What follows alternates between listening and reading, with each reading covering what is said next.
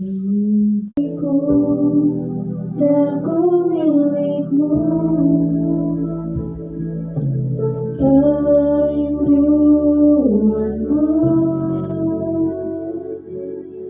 tinggikan namamu, karena ku tahu Engkau dalamku dan ku dalammu.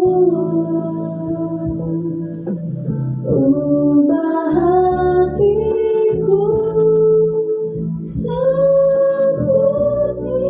hatimu, setulus hariku kasihmu.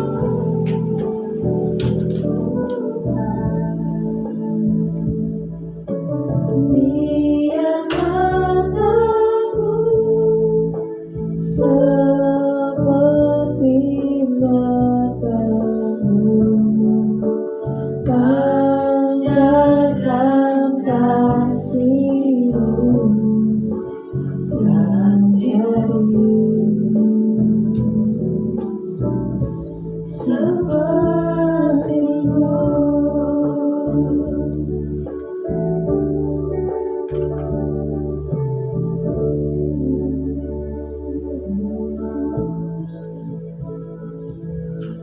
Tinggikan namamu, karena ku tahu Engkau dalamku dan ku dalammu. Ubah hatiku seperti hatimu, setulus hariku kasihmu, Tuhan. Biar mataku seperti matamu, panjatkan kasihmu terjadi sepertimu.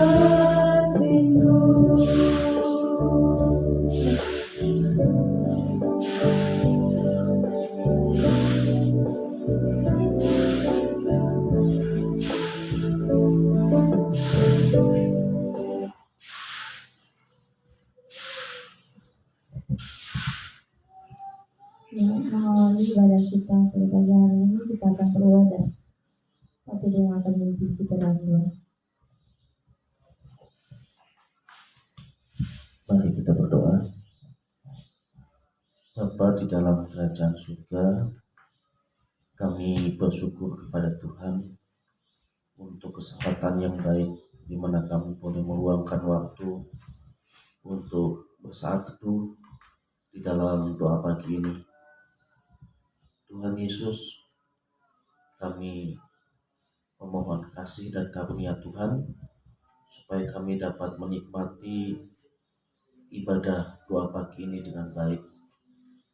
Tuhan, ampuni akan setiap dosa, kesalahan dan pelanggaran kami, baik di dalam hati dan pikiran kami maupun tindakan-tindakan kami yang mungkin kurang berkenan pada Tuhan. Tuhan, sucikan kami pada pagi hari ini. Tuhan, kuduskan kami ya Bapa. Dan biarlah pada pagi hari ini kami boleh menikmati firman Tuhan. Kami boleh menikmati setiap ajaran yang Tuhan berikan melalui firman-Mu. Terima kasih Bapa. Tuhan, buka hati dan pikiran kami untuk kami dapat mendengarkan suara firman-Mu. Di dalam nama Tuhan Yesus kami berdoa. Amin.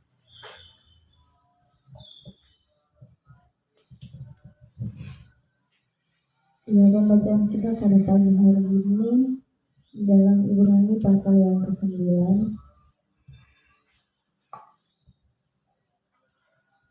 Kita akan membacakan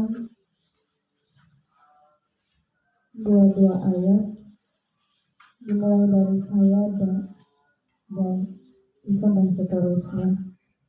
Dengan judul perikop tempat kudus di bumi dan di surga. Memang perjanjian yang pertama juga mempunyai peraturan-peraturan untuk ibadah dan untuk tempat kudus buatan tangan manusia. Sebab ada dipersiapkan suatu kemah, yaitu bagian yang paling depan, dan di situ terdapat kaki dian dan meja dengan roti sajian. Bagian ini disebut tempat yang kudus. Yang ketiga, di belakang tirai yang kedua terdapat suatu kemah lagi yang disebut tempat yang maha kudus. Di situ terdapat mezbah pembakaran ukupan dari emas dan tabut perjanjian yang seluruhnya disalut dengan emas. Di dalam tabut perjanjian itu tersimpan buli-buli emas berisi mana, tongkat Harun yang pernah lunas dan loh-loh batu yang bertuliskan perjanjian.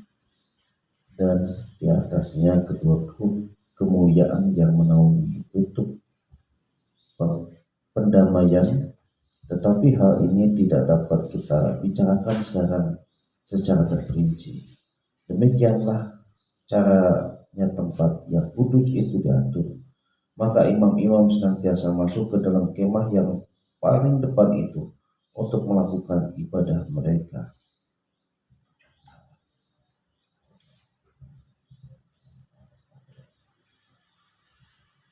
Tetapi ke dalam kemah yang kedua hanya imam besar saja yang masuk sekali setahun, dan harus dengan darah yang ia persembahkan karena dirinya sendiri dan karena pelanggaran-pelanggaran yang dibuat oleh umatnya dengan tidak sadar. Dengan ini Roh Kudus menyatakan bahwa jalan ke tempat yang kudus itu belum terbuka selama kemah yang pertama itu masih ada. Itu adalah kiasan masa sekarang. Sesuai dengan itu dipersembahkan korban dan persembahan yang tidak dapat menyempurnakan mereka, yang mempersembahkannya menurut hati nurani mereka. Karena semuanya itu di samping makanan, minuman, dan berbagai macam pembasuhan hanyalah peraturan-peraturan untuk hidup insani yang hanya berlaku sampai tibanya waktu pembaharuan. Kristus adalah pengantara dari perjanjian yang baru. Tetapi Kristus telah datang sebagai imam besar untuk hal-hal yang baik yang akan datang. Ia telah melintasi kemah yang besar dan yang lebih sempurna, yang bukan dibuat oleh tangan manusia, artinya yang tidak termasuk ciptaan ini. Dan ia telah masuk satu kali untuk selama-lamanya ke dalam tempat yang kudus, bukan dengan membawa darah domba jantan dan darah anak lembu, tetapi dengan membawa darahnya sendiri, dan dengan itu ia telah mendapat kelepasan yang kekal.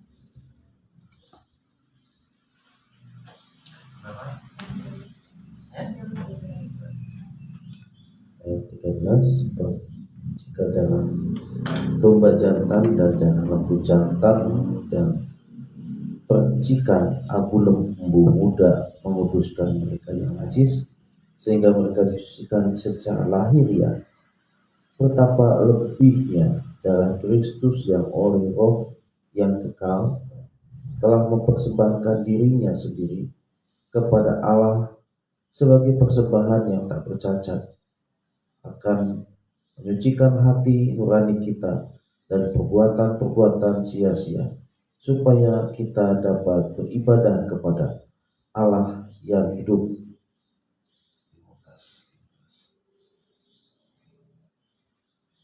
Karena itu ia adalah pengantara dari suatu perjanjian yang baru, supaya mereka yang telah terpanggil dapat menerima bagian kekal yang dijanjikan.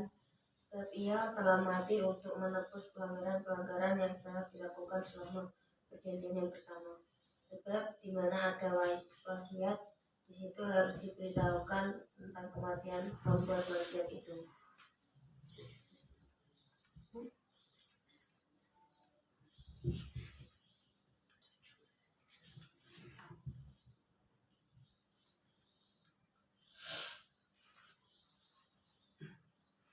Harus aku berubah langsung dua balap kalau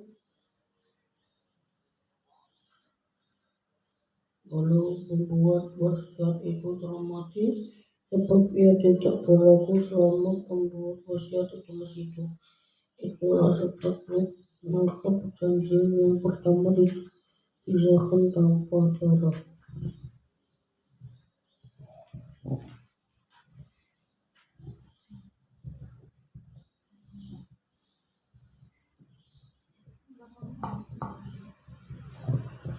Itulah sebabnya maka perjanjian yang pertama tidak disahkan tanpa darah. Sebab sesudah Musa memberitahukan semua perintah hukum Taurat kepada seluruh umat, ia mengambil darah anak lembu dan darah domba jantan serta air dan bulu merah dan hisop, lalu memerciki kitab itu sendiri dan seluruh umat.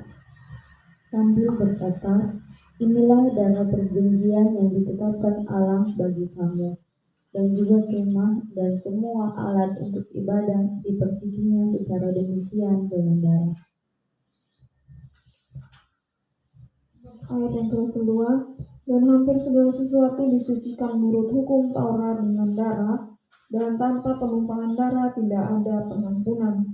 Jadi segala sesuatu yang melambangkan apa yang ada di sorga haruslah ditahirkan secara demikian.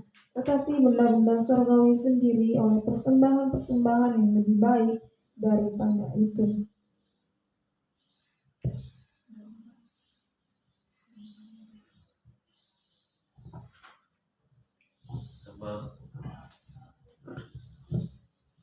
Sebab Kristus bukan masuk ke dalam tempat kudus buatan tangan manusia yang hanya merupakan gambaran saja dari yang sebenarnya, tetapi ke dalam surga sendiri untuk menghadap hadirat Allah guna kepentingan kita. Dan ia bukan masuk untuk berulang-ulang mempersembahkan dirinya sendiri, sebagaimana imam besar setiap tahun masuk ke dalam tempat kudus dengan darah yang bukan darahnya sendiri.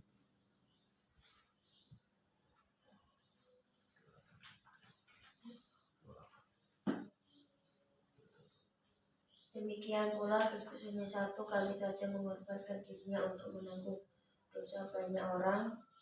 Sesudah itu ia akan menyatakan dirinya sekali lagi tanpa menanggung dosa untuk menganugerahkan keselamatan kepada mereka yang menantikan Dia.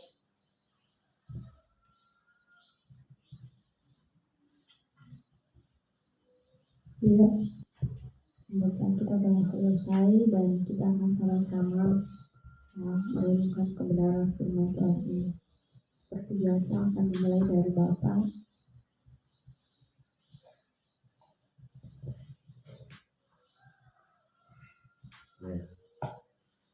Terima kasih untuk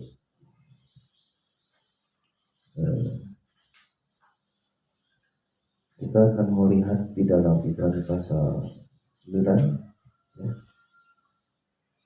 tempat kudus di bumi dan di surga.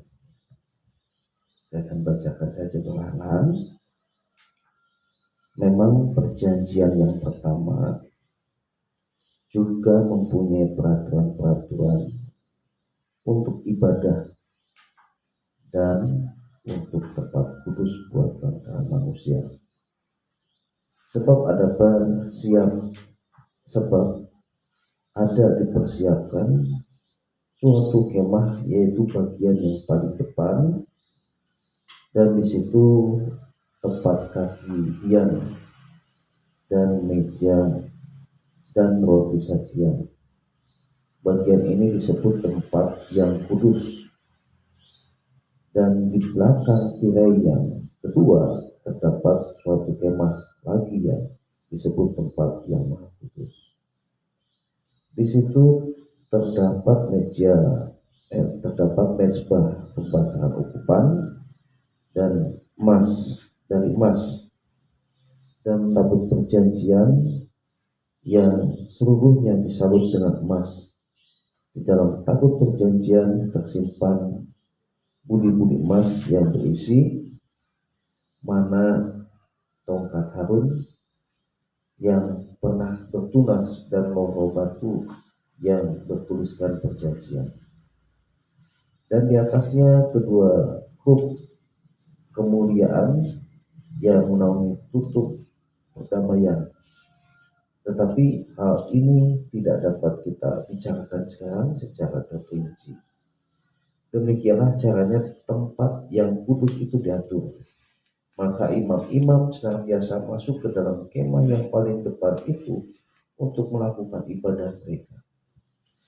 Tetapi ke dalam kemah yang kedua, hanya imam besar saja yang masuk sekali 1 tahun, dan harus dengan darah yang dipersembahkan karena dirinya sendiri dan karena pelanggaran-pelanggaran yang dibuat oleh umatnya dengan tidak sadar.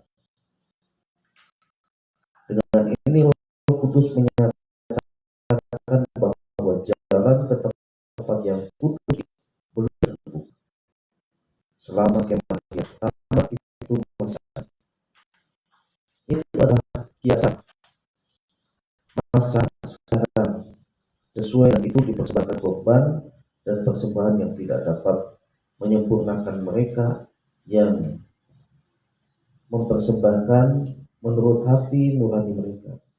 Karena semuanya itu di samping makanan, minuman, dan berbagai macam pembasuhan hanyalah peraturan-peraturan untuk hidup insani yang hanya berlaku sampai tiba waktu pembaharuan. Ya, ini berbicara bagaimana di dalam perjanjian lama ya, ada yang namanya kemah suci.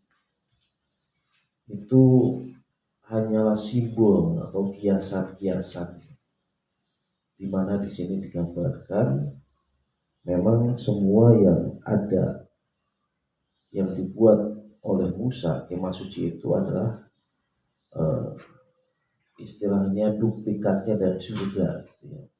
Jadi di surga juga sudah ada kemah suci atau tabernakel, kemudian di dunia juga melalui Musa didirikan kemah suci, dan itu semuanya hanya gambaran saja untuk menjelang kedatangan Kristus, ya, dimana tabernakel atau kemah suci itu terdiri dari 3 bagian. Ada pelataran, ada tempat kudus, dan tempat ruang maha kudus. Ini merupakan, kalau kita belajar, memang ini semuanya gambaran dan simbol-simbol ya. Jadi di pelataran itu ada korban bakaran dan juga bejana pembasuhan ya. Jadi orang yang sudah percaya kepada Yesus itu akan menerima baptisan ya, baptisan apa daripada bejana pembasuhan. Kemudian masuk di ruang kudus, ada yang namanya meja roti, dan pelitanya ada 7 di dalamnya itu. Itu melambangkan roti itu juga ada 6 bagian ya. Jadi kiri 6, juga kanan 6. Itu melambangkan Alkitab ya. 66 kitab yang harus kudus yang akan memimpin kita, yang menerangi kita di dalam membaca firman Tuhan. Kemudian ada ruang yang namanya ruang maha kudus, yaitu adalah bagaimana Kristus mempersembahkan dirinya sebagai korban perdamaian untuk manusia dengan Allah. Tapi itu disimbolkan di dalam perjanjian lama, bagaimana seorang imam yang 1 kali datang ke tempat ruang maha kudus harus dengan membawa darah domba ya, sebagai bentuk penebusan atau penghapusan atau perdamaian antara dosa manusia dan dosa antara manusia yang berdosa dengan Allah. Nah, diperdamaikan. Nah, di dalam tabut perjanjian itu juga diisi, di sini ada isinya itu mana ya. yang berisi mana. Mana itu bagaimana bangsa Israel pada waktu itu menerima mujizat makan roti mana, ya. Bentuknya putih kayak ketumbar, ya. Kemudian tongkat Harun yang bertunas dan loh-loh batu yang bertulisan perjanjian itu ada di dalam isi tabut perjanjian. Tapi itu semuanya hanyalah simbol, ya. Sementara bahwa semuanya itu digenapi di dalam pribadi Kristus, ya. Jadi kalau kita melihat aturan-aturan di dalam perjanjian lama, bahwa di dalam Ibrani pasal 9 ayat 22 itu, dan hampir segala sesuatu disucikan menurut hukum Taurat dengan darah, tanpa penumpahan darah tidak ada pengampunan dosa.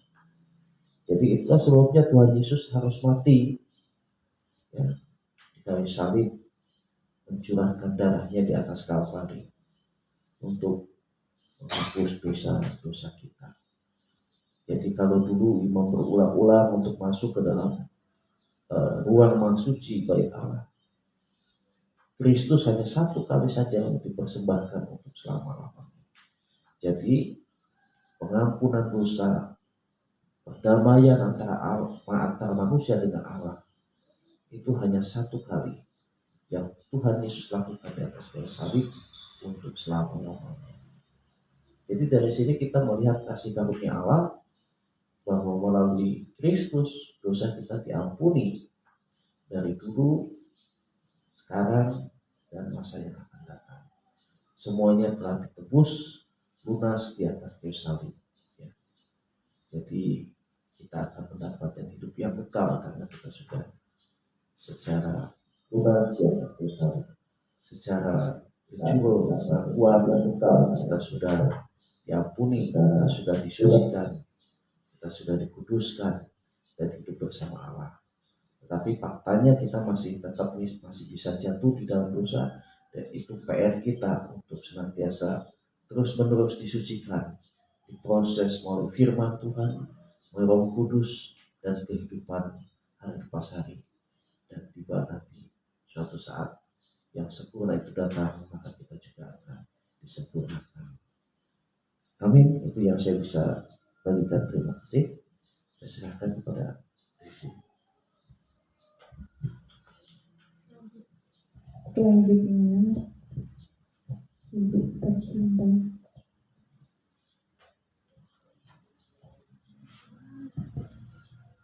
Ibu. Nama Tuhan. Di ayat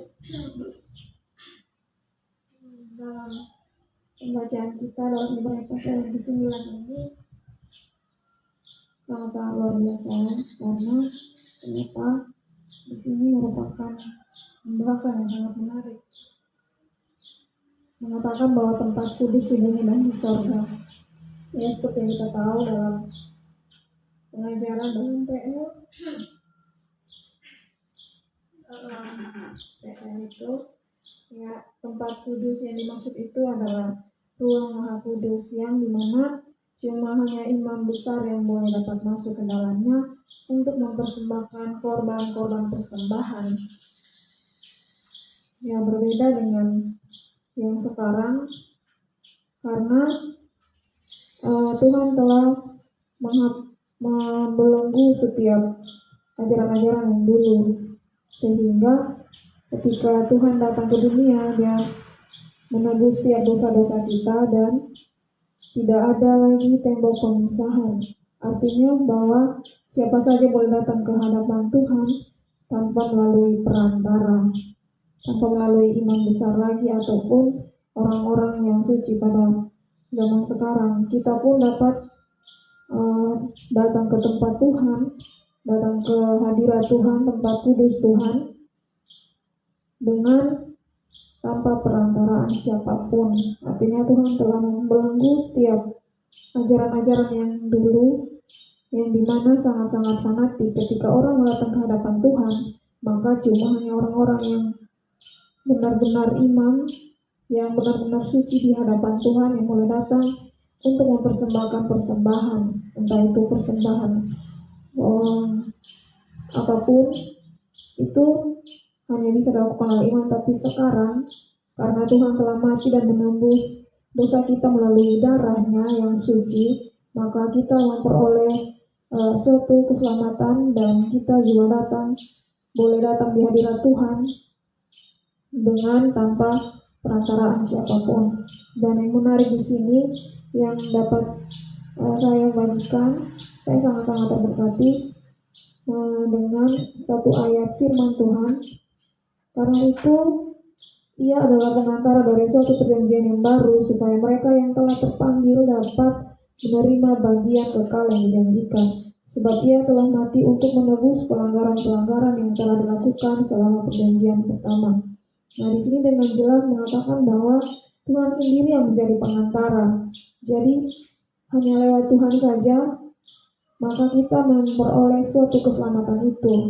Ini merupakan suatu perjanjian baru, supaya ketika kita datang ke Tuhan tidak ada lagi penghambat. Dalam arti bahwa kita boleh datang kapan saja ke Tuhan tanpa kita menunggu atau tanpa kita menyuruh orang yang lebih daripada kita. Karena suatu wasiat berusaha sah, karena pembuat wasiat itu telah mati. Wasiat itu siapa? Karena Kristus. Dia telah mengorbankan darahnya, mengorbankan nyawanya, agar kita dapat datang ke hadapan hadiratnya tanpa penumpahan darah. Di sini yang dimaksud adalah ketika kita datang kepada Tuhan, Tuhan terlebih dahulu mengorbankan dirinya agar kita boleh datang ke hadapan Tuhan. Dalam artian bahwa tanpa ada pertumpahan darah, maka sebenarnya kita belum layak, belum bisa datang ke hadapan Tuhan. Tetapi ketika Tuhan sangat-sangat mengasihi kita, maka Tuhan mengorbankan dirinya untuk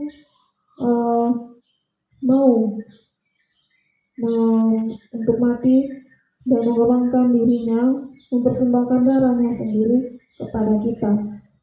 Di mana di ayat yang ke-18, itulah sebabnya maka perjanjian yang pertama tidak disahkan tanpa darah. Ya, jelas sekali ya firman Tuhan ini. Kemudian di ayat yang ke-26 dikatakan bahwa sebab jika demikian ia harus berulang-ulang menderita sejak dunia ini dijadikan, tetapi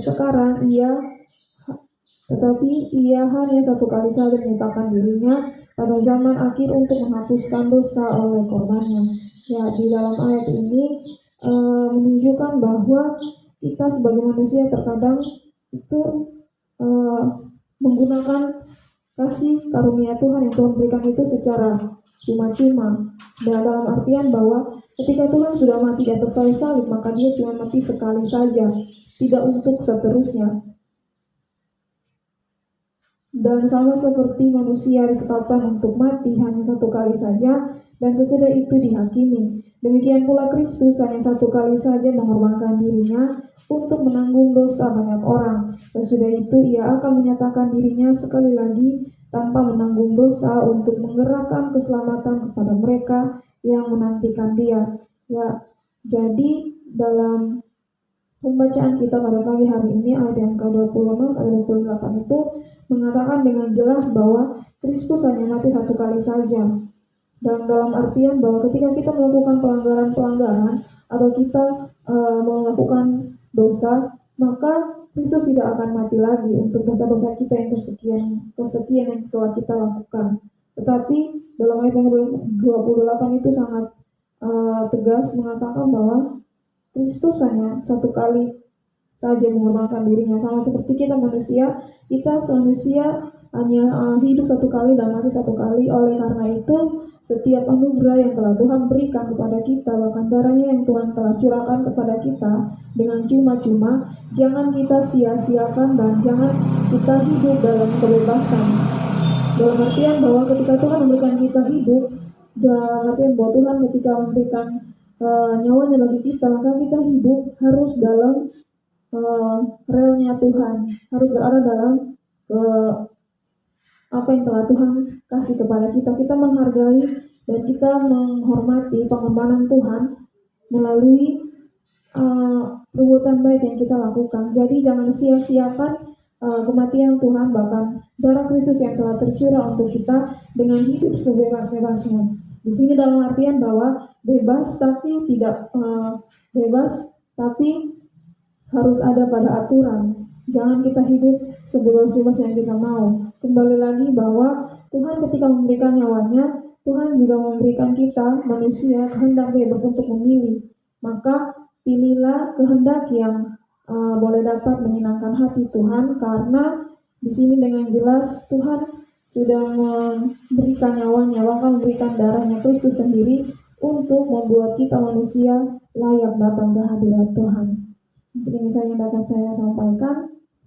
Waktu selanjutnya saya kembalikan kepada akademisi.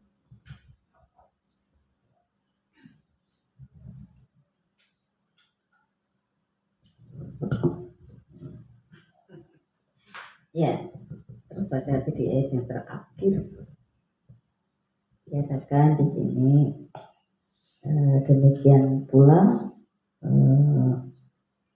Kristus hanya satu kali saja dikorbankan, ya. Hanya satu kali saja mengorbankan dirinya untuk menanggung dosa banyak orang, ya, Sesudah itu ia menyatakan dirinya sekali lagi tanpa dosa, ya. Untuk menganugerahkan keselamatan kepada mereka. Nah, satu ayat di sini merupakan ayat yang sangat mengherankan buat kita. Kenapa? Karena Yesus sendiri ini sebagai perantara, ya. Yesus ini sebagai perantara daripada perjanjian baru, ya. Satu-satunya, tidak ada yang lain. Jelas dikatakan bahwa Kristus hanya satu kali saja mengorbankan dirinya untuk menanggung dosa banyak orang. Nah, di sini hanya karena darah dan kematiannya Tuhan Yesus ini telah berhasil mengerjakan apa yang tidak mampu dikerjakan oleh para imam dan korban persembahan di dalam perjanjian lama. Kalau perjanjian lama banyak sekali korban-korban yang diberikan, ya, korban penebusan dosa, korban syukur, korban nafas dan lain sebagainya untuk menebus sesuatu yang perlu ditebus.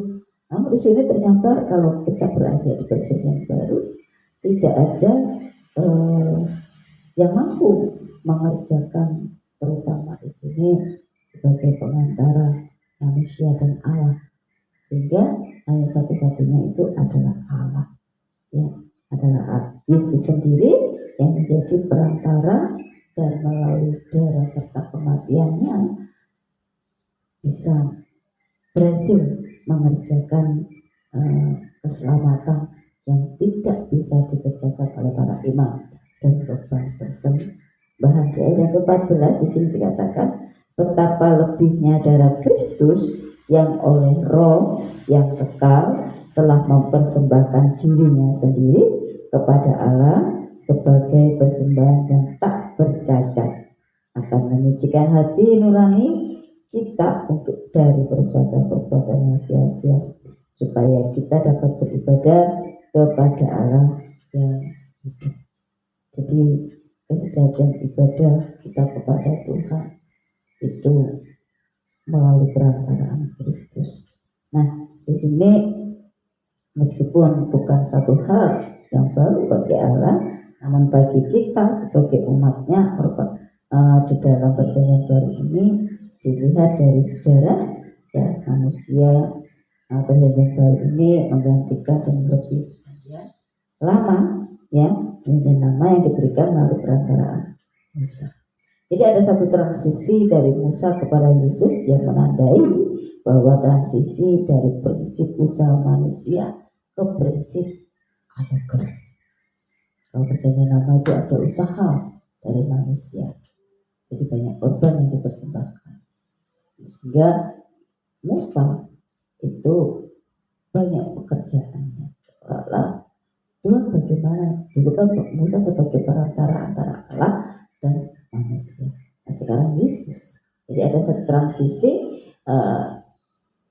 imaman, yaitu dari usaha manusia zamannya Musa dan dari anugerah itu perantara Yesus di dalam kehidupan kita. Nah di sini ada dua berkat yang diberikan di dalam perjanjian baru. Ya, yang pertama membebaskan manusia dari penghukuman akibat pelanggaran hukum Allah. Ya, nah, di sini tidak dapat dilakukan secara sempurna oleh persembahan hewan. Kalau punya nama dulu disempurnakan dengan persembahan hewan daripada setiap penghukuman atau setiap pelanggaran yang dikerjakan oleh manusia. Namun dengan demikian perjanjian baru ini memberikan satu penawar racun, ya, penawar racun yang paling ampuh bagi dosa manusia. Nah keampuhan berkat di sini mengatasi dimensi waktu, ya, mengatasi dimensi waktu. Sebab apa? Sebab mereka yang hidup sebelum Yesus namun percaya kepada janji Allah akan menerima berkat yang sama. Jadi perlu digarisbawahi, mereka yang hidup sebelum Yesus, sebelum adanya Yesus, namun percaya akan janji Allah, maka mereka akan menerima berkat keselamatan yang sama. Ya. Nah di sini. Nah kemudian berkat yang kedua apa? Perjanjian yang diberikan kepada Yesus ini merupakan bagian yang kekal, yaitu tanah surgawi, ya, tanah surgawi. Dan di sini diperuntukkan khusus kepada orang-orang yang sudah dipanggil melalui perjanjian ini. Tujuan ilahi atas seluruh ciptaan dibawa kepada penggenapannya yang secara sempurna. Kita bisa lihat di dalam Wahyu pasal 7 ayat yang 9 dikatakan, kemudian daripada itu aku melihat sesungguhnya suatu kumpulan besar yang banyak, yang tidak dapat terhitung banyaknya, dari segala bangsa dan suku dan kaum bahasa, berdiri di hadapan tahta, di hadapan Anak Domba, memakai jubah putih dan memegang daun-daun palem di tangan mereka. Apa yang membuat pengorbanan Kristus yang demikian itu sempurna dan ajaib? Apa sih? Nah, kalau kita melihat, bukankah perjanjian baru juga mempersembahkan korban tebusan, ya, dan penghapusan dosa bagi banyak orang. Kalau kita lihat di dalam ayat yang ke-17 sampai ke-22 daripada Ibrani, di sini jelas bahwa karena suatu wasiat barulah sah kalau pembuat wasiat itu telah mati, sebab ia tidak berlaku selama pembuat wasiat itu masih hidup. Itulah sebabnya maka perjanjian yang pertama tidak disahkan tanpa darah, sebab sudah Musa memberitahukan semua perintah hukum Taurat kepada seluruh umat. Ia mengambil darah anak lembu dan darah domba jantan serta air dan bulu merah dan hisop, lalu memerciki kitab itu sendiri dan seluruh umat sambil berkata, inilah darah perjanjian yang ditetapkan Allah bagi kamu. Dan juga kemah, ya, dan semua alat untuk ibadah dipercikinya secara demikian dengan darah. Dan hampir segala yang disucikan, segala sesuatu yang disucikan menurut hukum Taurat dengan darah, dan tanpa penumpahan darah tidak ada pengampunan. Nah, di sini satu pernyataan yang membingungkan kepada kita. Kalau kita jauh dari Roh Kudus, ya. Nah di sini kalau kita dekat dengan Roh Kudus, maka Tuhan akan memberikan satu kebingungan di sini. Ada satu pertanyaan, apakah yang membuat pengorbanan Yesus itu sedemikian sempurna dan ajaib? Nah, bukankah perjanjian baru juga mempersembahkan korban, ya, korban, mempersembahkan korban. Kalau kita lihat di dalam ayat 17-22 dan penghapusan dosa. Nah, yang menjadi pernyataan ini yang merupakan satu keajaiban yang misteri, ya, yang misteri daripada anugerah ilahi. Anak Allah yang seharusnya tidak mengalami kematian harus mengalami kematian sebagai korban bagi sesamanya. Nah, di sini bangkit dan menyatukan manusia dengan dirinya sendiri. Menyatukannya kapan? Nanti ketika Kristus datang yang kedua kali. Begitu yang kita menyiapkan apa? Tempat buat kita untuk kita bisa bereuni dengan Allah, kita bereuni dengan sesama kita di bumi yang percaya kepada Tuhan. Nah, di sini Yesus mati sebagai korban bagi umatnya dan juga bangkit serta menyatukan manusia dengan dirinya sendiri untuk apa? Supaya mereka dapat menikmati berkat kekal. Karena apa? Karena itu hanya Yesus perlu menghadap kepada Allah dan mempersembahkan dirinya satu. Tidak ada ayat atau kitab yang menyatakan bahwa Kristus korban 2 kali, cukup 1 kali, ya kan? Cukup 1 kali dan selama-lamanya. Kalau di perjanjian lama berkali-kali kalau berdosa hapus dengan korban. Korban ini dengan menebus. Ini berapa kali untuk melakukan dosa dan berapa kali tebusan yang kita persembahkan. Kalau Yesus cukup 1 kali, ya, cukup 1 kali saja. Nah, di sini sesuai dengan nasib akhir manusia, yaitu diadili oleh hakim agung setelah kematiannya. Nah, setelah itu Yesus akan datang kedua kalinya untuk menyebut umatnya dan membawanya kepada keselamatan. Jelas di ayat 38 dikatakan, demikian pula Kristus hanya 1 kali saja mengorbankan dirinya untuk menanggung dosa banyak orang. Sesudah itu ia akan menyatakan dirinya sekali lagi tanpa menanggung dosa untuk menganugerahkan keselamatan kepada mereka,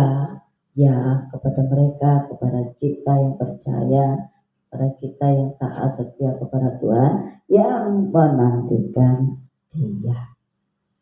Ya, oleh karena itu sebagai perenungan kita, tidak ada yang dapat dilakukan manusia untuk membalas anugerahnya yang ajaib dan penuh misteri. Namun hal terkecil yang bisa kita lakukan adalah membuka misteri kehidupan kita di hadapan Allah. Jadi ada sesuatu misteri dalam kehidupan kita, itu harus kita buka di hadapan Allah.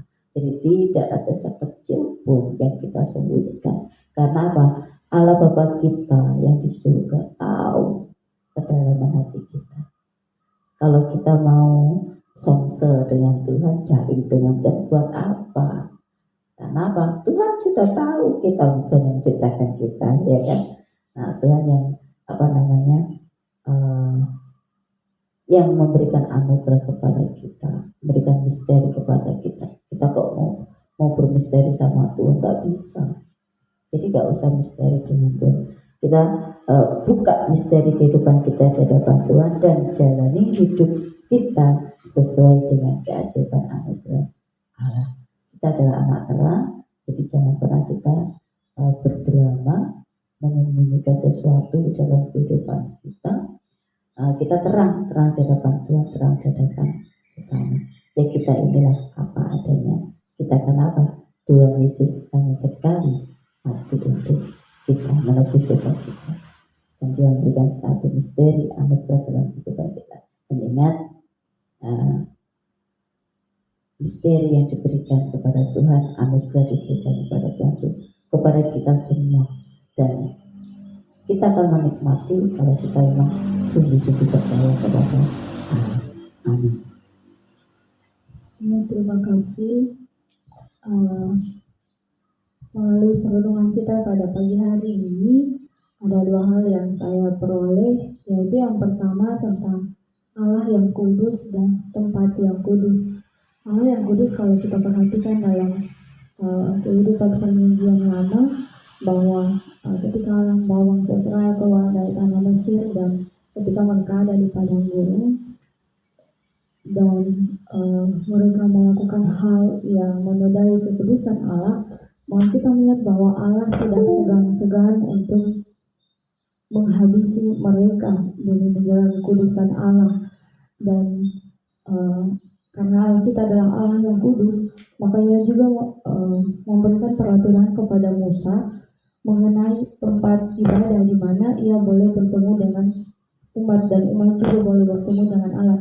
Akan tetapi kita melihat dalam kehidupan perjanjian lama bahwa bangsa Israel tidak mendapat satu kesempatan untuk datang kepada Allah dengan tidak menggunakan perantara, tapi mereka menggunakan Allah mengizinkan mereka untuk datang kepada Allah dengan menggunakan perantara, yaitu melalui para imam untuk mempersembahkan korban penghapus dosa dan juga untuk menyampaikan doa-doa mereka kepada Allah.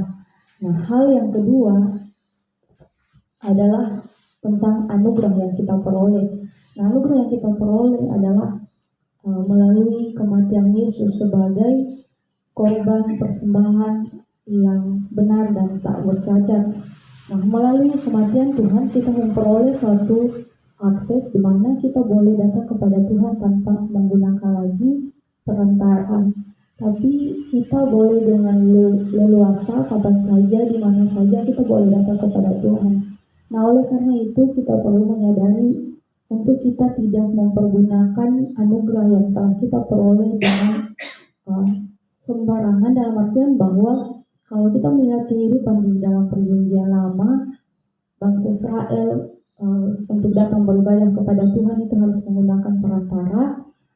Maka di zaman sekarang melalui kematian Yesus Kristus, kita hidup dalam zaman perjanjian baru, kita boleh dengan bebas untuk datang kepada Tuhan. Maka kita mau belajar untuk menggunakan kesempatan yang kita punya itu dengan baik, sehingga kematian Tuhan tidak sia-sia, tetapi itu kita boleh belajar memaknainya, dan setiap kesempatan yang kita punya kita boleh gunakan untuk boleh membangun relasi yang baik dengan Tuhan. Jadi doa itu yang memberkati saya dan yang saya simpulkan dari renungan yang Bapak Ibu dan juga Ivon bagikan kepada kita pagi hari.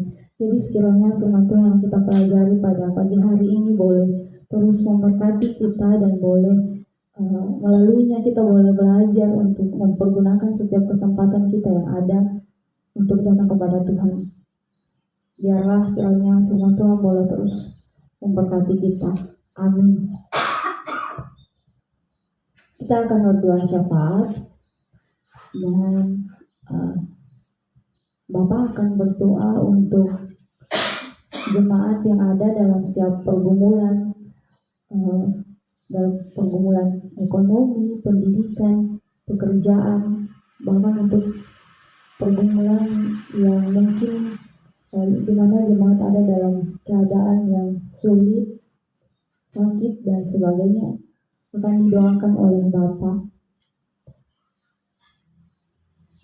Ivon akan berdoa untuk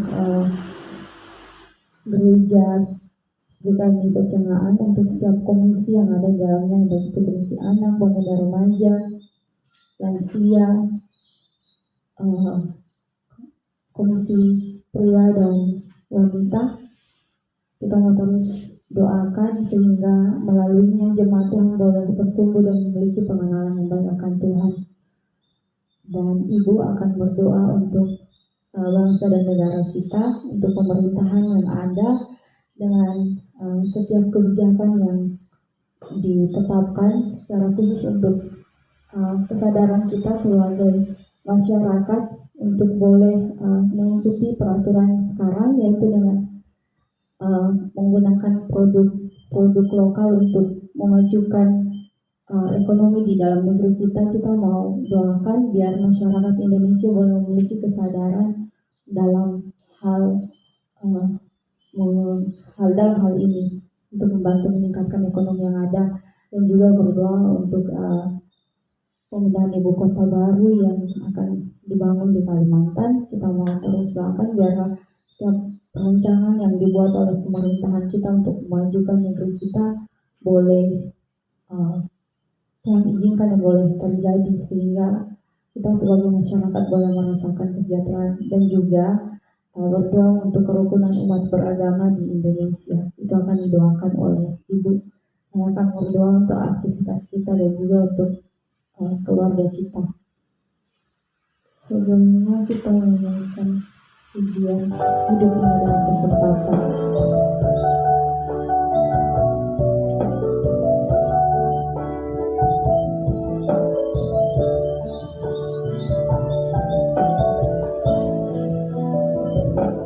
Hidup ini adalah kesempatan. Hidup ini untuk melayani Tuhan. Jangan sia-siakan waktu yang Tuhan beri. Hidup ini harus jadi berkah. Hidup ini adalah kesempatan. Hidup ini untuk melayani Tuhan. Jangan sia-siakan waktu yang Tuhan beri. Hidup ini harus jadi berkah. Oh Tuhan, pakailah hidupku selagi aku masih kuat. Bila saatnya nanti ku tak berdaya lagi, hidup ini sudah jadi berkah.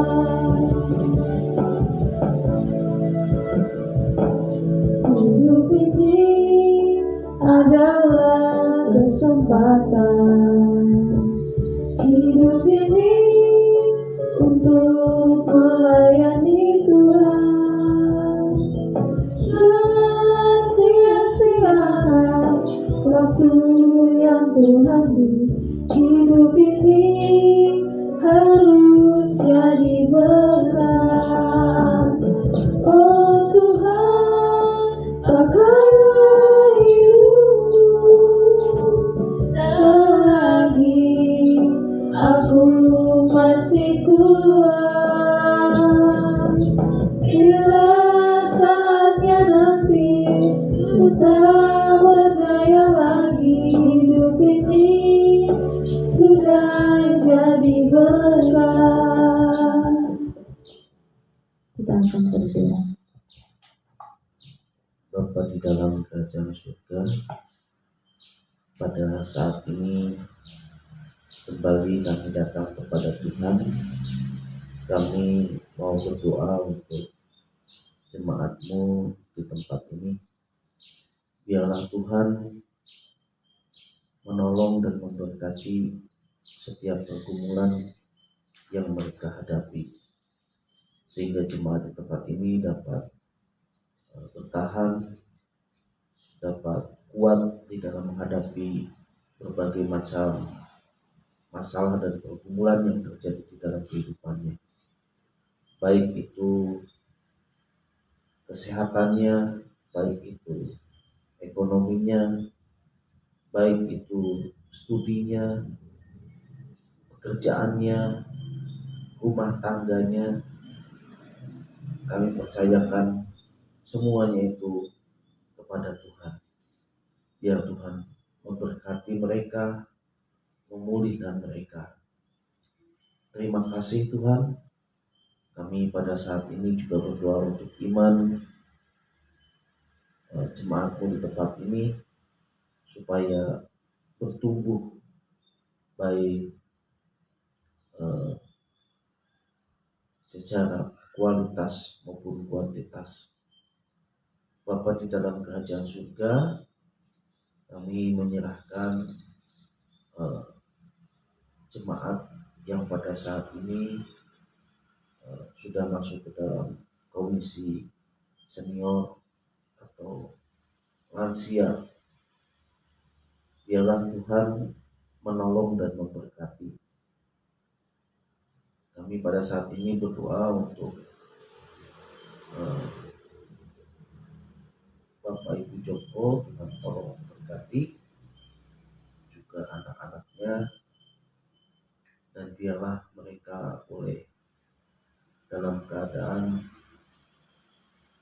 baik-baik saja, dipelihara dengan kasih karunia Tuhan.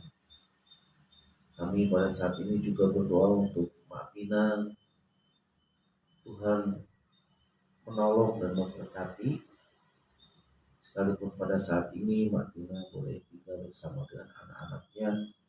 Biarlah Mak Tina boleh tetap melihat kebaikan dan kemurahan Tuhan. Kami juga berdoa Tuhan untuk Ibu Mitro, Tuhan juga menolong, Tuhan juga memberkati. Kami berdoa untuk Ibu Rusdam, Tuhan tolong, Tuhan berkati, baik Ibu Wenti Parangsang, juga anak-anaknya, baik Ibu Puji maupun suaminya, Tuhan tolong, Tuhan berkati. Terima kasih Bapak. Kami juga pada saat ini berdoa untuk Pak Harno, Tuhan tolong, Tuhan berkati. Untuk Ibu Gondo juga Tuhan tolong, Tuhan berkati. Untuk Bapak Sumani juga Tuhan tolong, Tuhan berkati. Kami juga berdoa Tuhan untuk Ibu Kiono, Tuhan tolong, Tuhan berkati. Ibu Singgi juga Tuhan tolong, Tuhan berkati. Mak Mei, Tuhan tolong, Tuhan berkati. Semua jemaat-jemaat yang lansia, tidak ada terkecuali semuanya.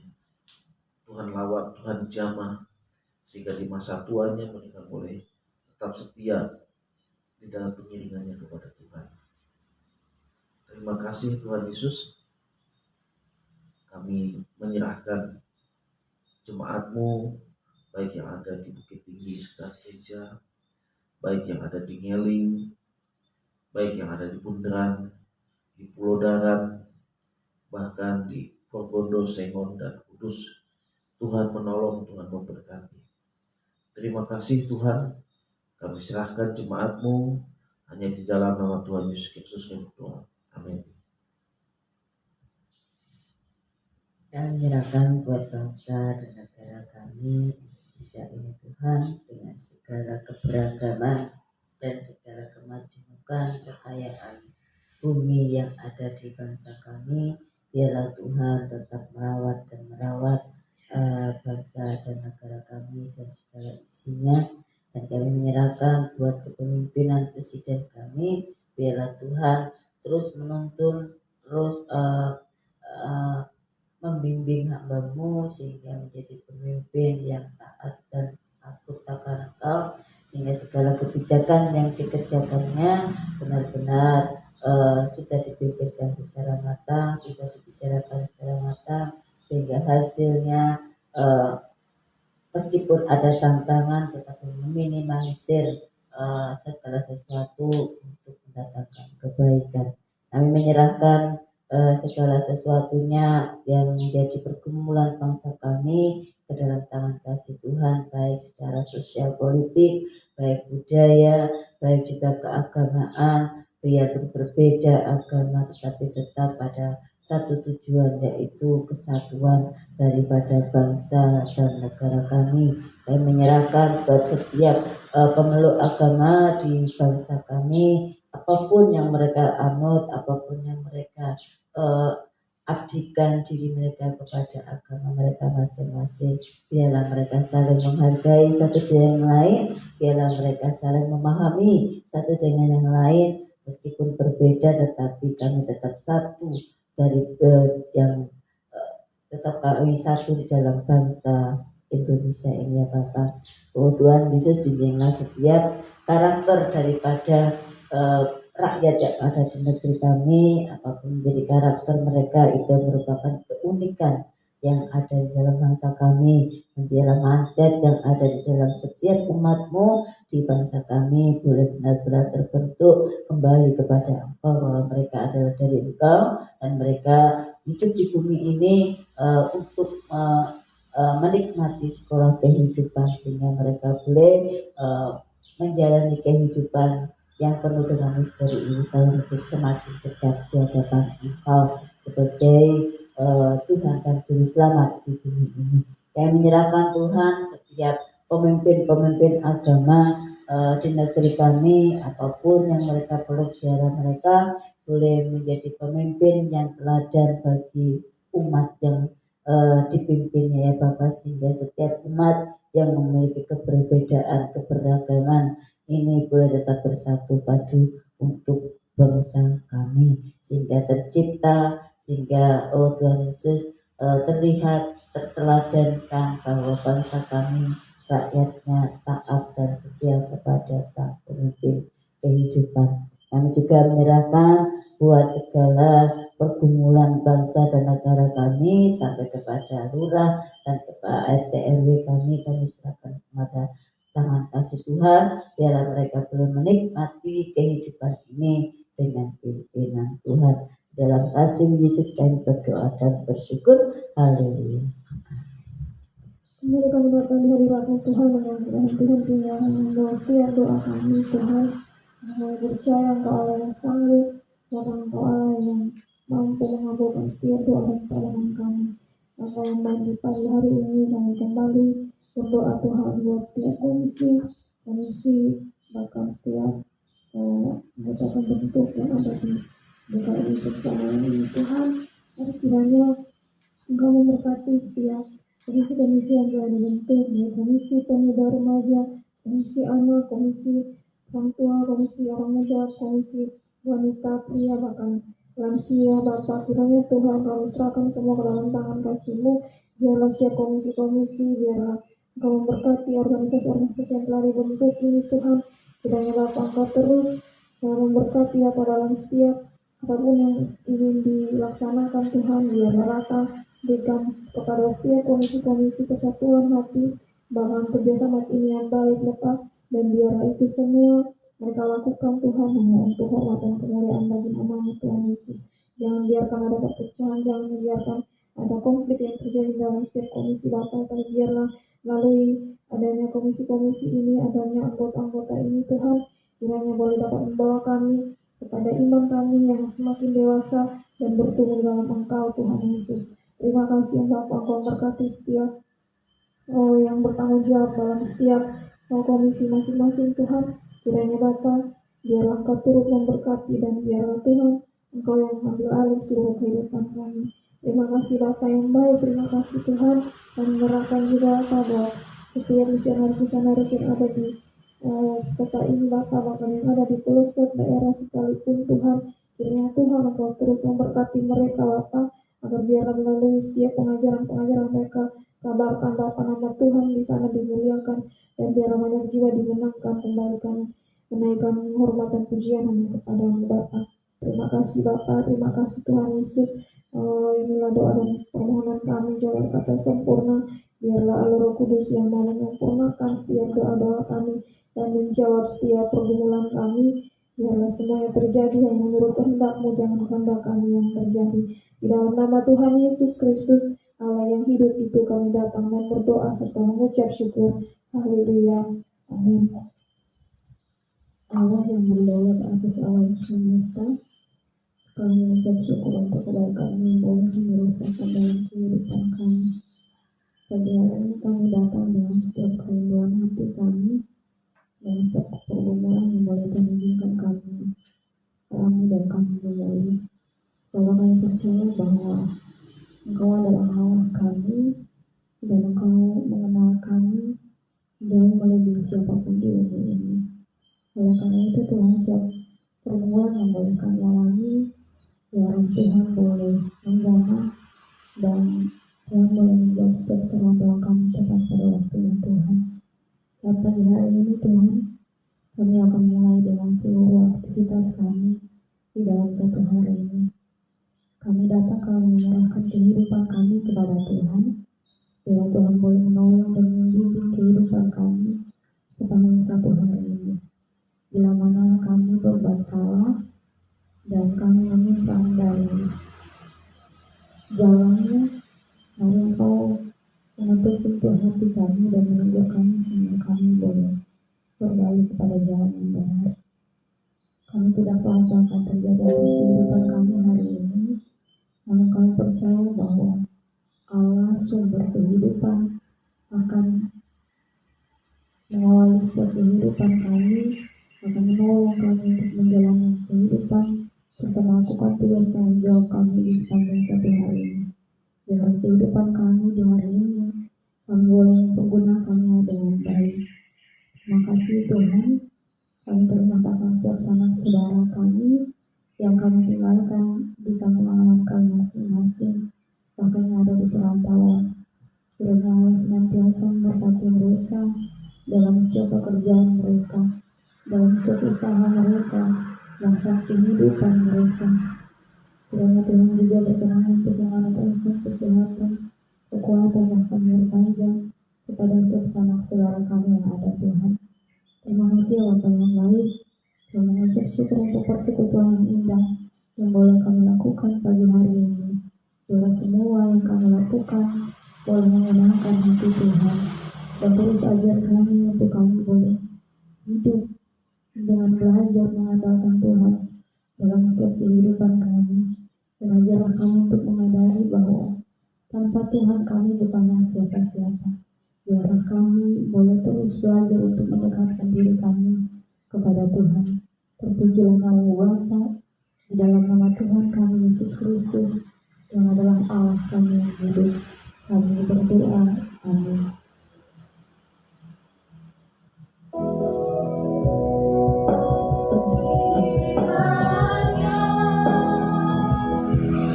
Engkau memberkati aku berlimpah-limpah dan memenuhi daerahku,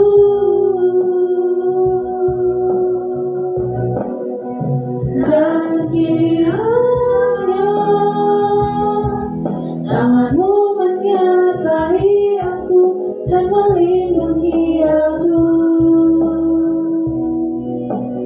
daripada malapetaka, sehingga kesakitan tidak menimpa aku. Ya, persekutuan kita pada pagi hari ini telah selesai. Selamat beraktivitas. Tuhan Yesus memberkati. Shalom. Shalom.